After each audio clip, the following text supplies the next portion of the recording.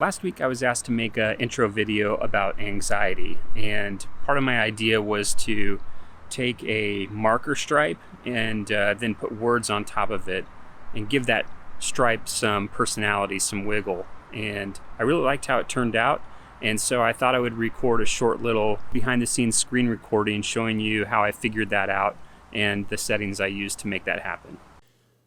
All right, so here we are in After Effects, and first thing I did was to create some shape layers that will be the base of our stripe. And I did that by just making lots of little rectangles.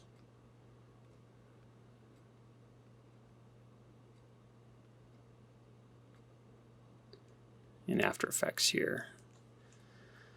Let's center that in our composition. And the next thing I did was to add roughen edges from our effects. So let's drop that on there.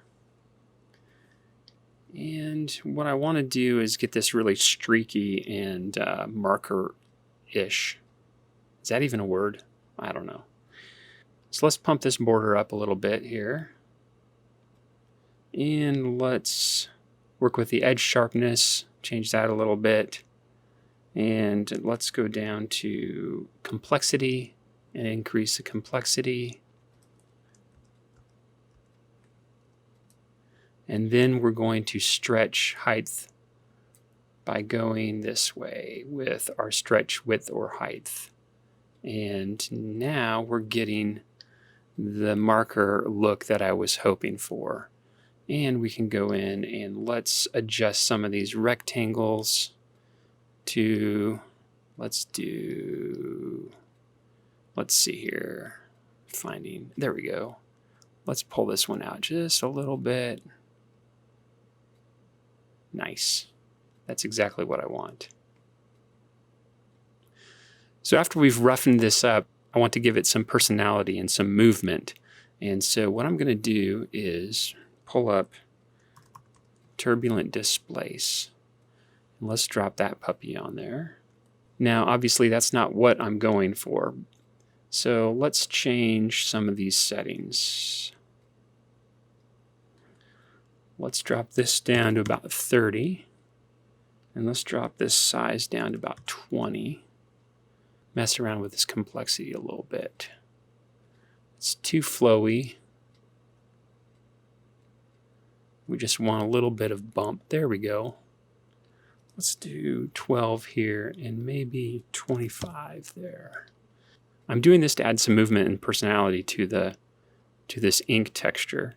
And what I'm going to do next is I'm going to make this move. So this evolution right here, if you move this back and forth, you can see it kind of wiggle and move. So what we're going to do is add an expression here.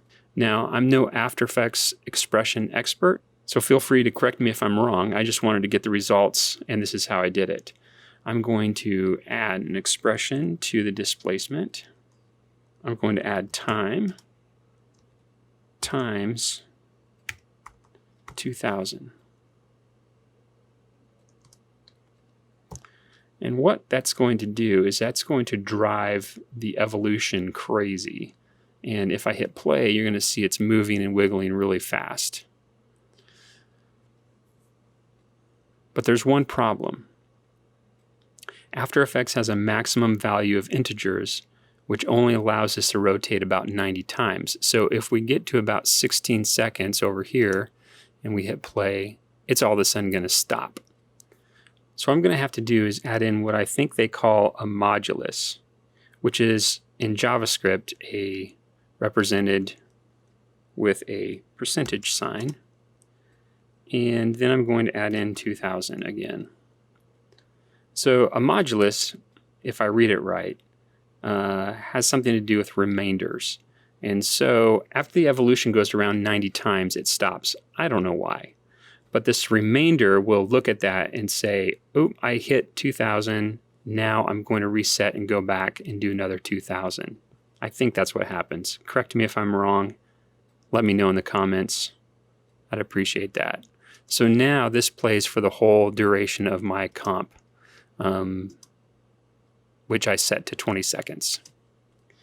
All right, now we're moving. Last but not least, I wanted to add a stop motion type feel to this. We can do this in two ways. Add a posturized time effect or add a posturized time expression. I'll show you both. First, let's do just the posturized time effect. So I'm going to search for that in my effects. And here we go, posturized time. I'm going to drop that right there. And now I come over here and I can change the frame rate. And I want this to only update every 8 frames. So if we go back to the beginning here and hit play, it gives a little bit more of a stop motion effect and wiggle, which is something I was after. Now the other way to do that would be to add an expression to evolution. So we need to do that above time. So we'll add another line above time. We'll go over here and we'll pick global posturized time, and we'll delete this and add in our frames per second, which is 8. And we'll close that off and we'll hit play. We've got the same result. Now, you have to have some kind of time indicator below posturized time, else it's not going to work. You'll get an expression error. All right, now that we got our inky black stripe set, let's pre-comp that.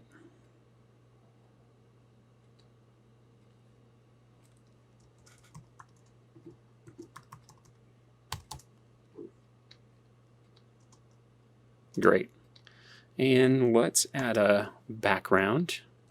I want just a slight off-white. Add that below. There we go. And now let's add some text on top.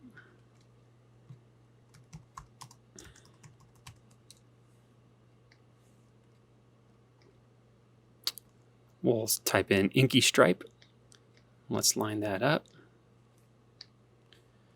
And let's also roughen out these letters so that way it kind of matches the look and feel of our composition. So let's select the type, and we're going to go back to our effects, find roughen edges. We'll add that there. And let's try about 5 on the border, and we're going to go about 0.90 on the edge sharpness. And let's go down to stretch width or height, and let's push this up to 1.9. Nope, I don't want that. 1.9. And let's increase the complexity here.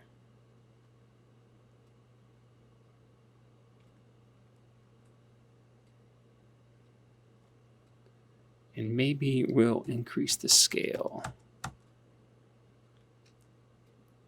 Let's go back and stretch this width and height here and see what we can get. That looks great. Before you go, I'd love for you to watch this other video I created for you. Thanks so much for watching, and I appreciate you.